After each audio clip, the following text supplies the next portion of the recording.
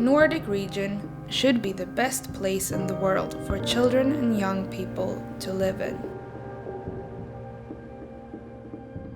To realize this vision, we must develop good measures to improve mental health and well-being amongst children and youth. The Nordic Welfare Centre was given the assignment to organize dialogue sessions in the Nordic region and discuss how we can improve the current situation.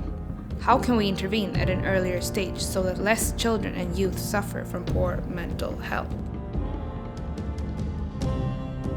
To turn this around, the Nordic Welfare Centre used its broad network and gathered researchers, policy leaders and practitioners, youth organizations and civil society organizations to one-day workshops in 6 Nordic cities.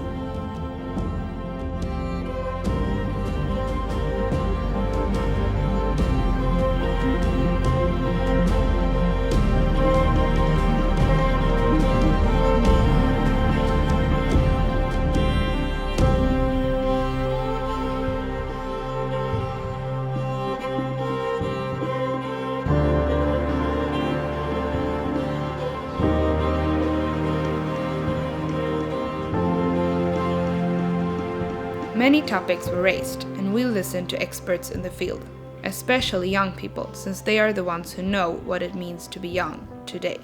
The importance of a child and youth perspective is one of the most central issues that was raised.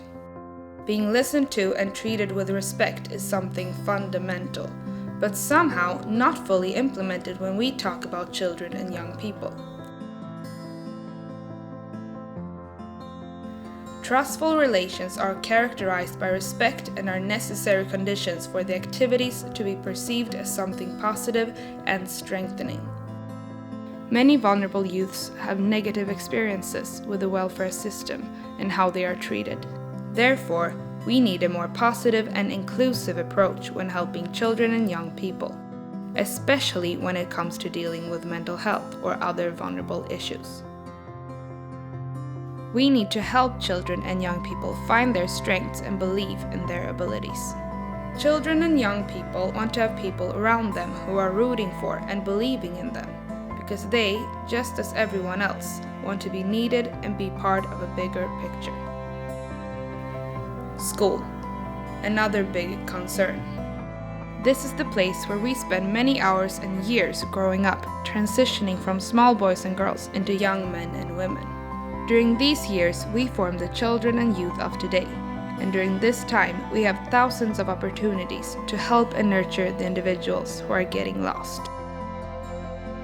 The number of children and youth who suffer from poor mental health is increasing in the Nordic region.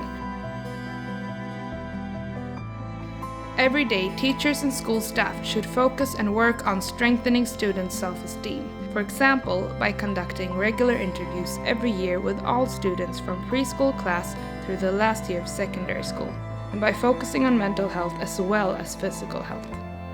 Research and experience-based knowledge has demonstrated that good and completed schooling is the most important factor for safety and well-being for all young people, but particularly for those who risk ending up in different types of exclusion or marginalization. During all dialogue meetings, the importance of mental health awareness was discussed. It was stated that the work with strengthening mental and physical well-being should be a concern for all professions in preschools and schools and should be a part of everyday work. The schools must also have time and resources to be able to develop and retain well-established cooperation with the health sector, social sector, and civil society. There are schools in the Nordic region that are hiring multi-professional staff so the teachers can focus on teaching their subjects. There's a large need for easily accessible support activities for youth who feel unwell but are not ill enough for the initiatives within the healthcare system. For some children and young people, it is enough to be able to make contact and connect with committed adults or young adults who have time to listen. Others require more long-term support, with, for example, psychologists or counselors. Every child and young person is different and requires different types of help and resources.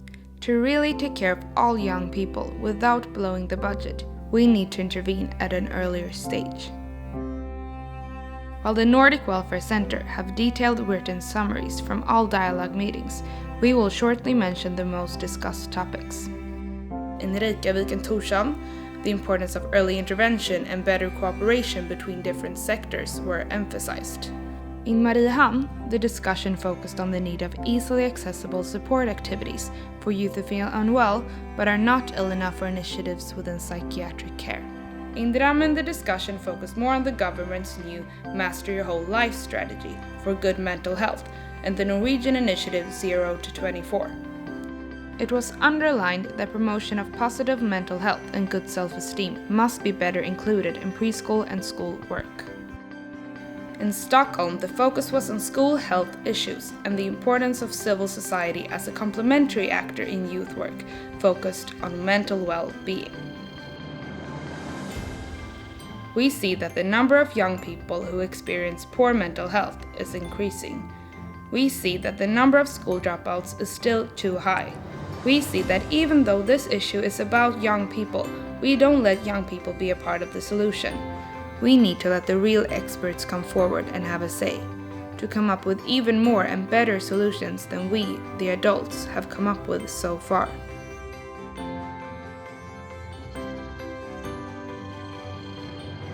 The Nordic region should be the best place in the world for children and young people. This is the vision for the work with and for children and young people in the Nordic Council of Ministers. It is time to act. Join us on this journey and let us do this together.